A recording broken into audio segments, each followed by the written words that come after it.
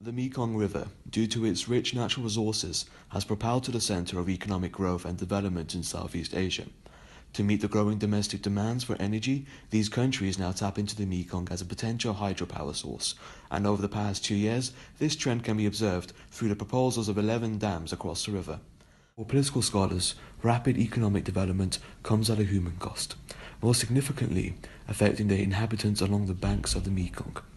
There are 90 million people in the Mekong Delta who rely solely upon the river for their livelihood, most notably on rice, which accounts for two-thirds of the region's export value.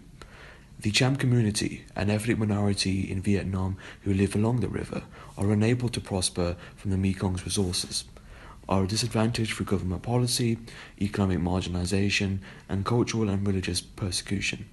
Without large support for their adopted Vietnamese government, many of the Chams have moved to larger cities like Ho Chi Minh because they can no longer prosper in the Mekong.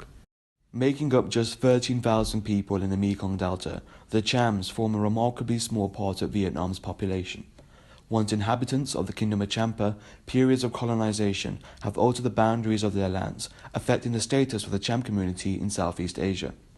With Islam being the smallest of the 6 major religions in Vietnam, the Cham Muslims are a minority community with their own language in a country that is majority Buddhist and Vietnamese speaking.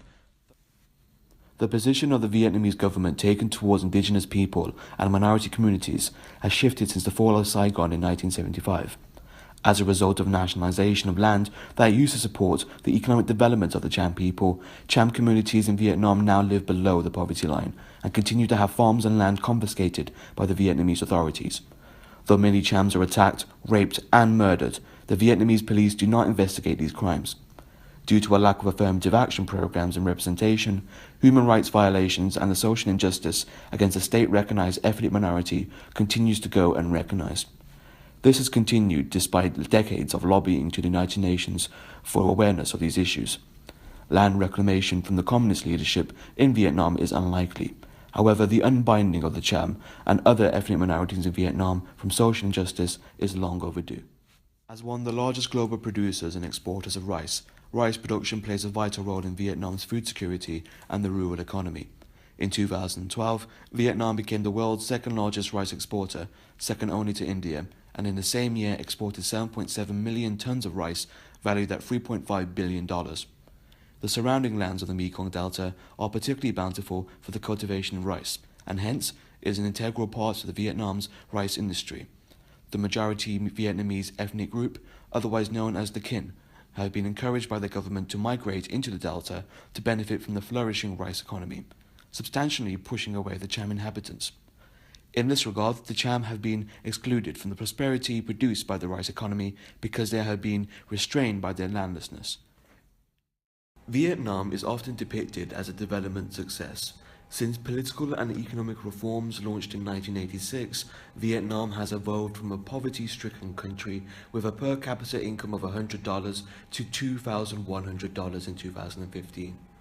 Although Vietnam has lowered their poverty rates from over 50% in the 1990s to 3% today, it is particularly unfavorable to ethnic minorities, as in 2010, minority groups made up 44% of those in poverty.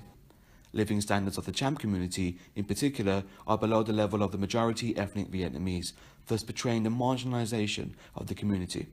Through the 5-year socio-economic development plan, the objective of which is to better the living standards of ethnic minority communities by securing their environmental protection from effects of climate change, Vietnam has recognized the hardship of ethnic minorities. However, the World Bank's development plan for 2016 to 2020 acknowledges the slow progress made so far in the SEDP. Consequently, there is little evidence to suggest actual prospects in a substantial improvement to the lives of the ethnic minority population. The ethnic marginalization of Vietnamese minorities is not solely economic, looking in how the Chams have experienced a significant transformation in their identity.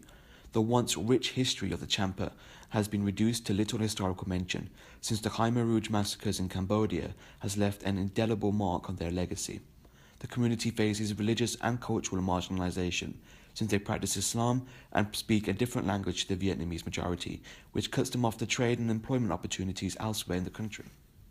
This makes the situation tougher in light of dam construction in the Mekong.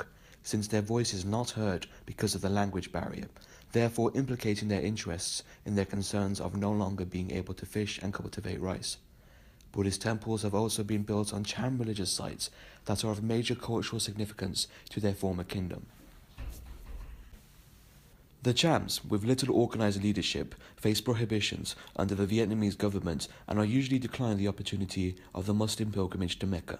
However, the Vietnamese government have recently relaxed these policies and permitted Chams to leave the country to study and publish Islamic literature.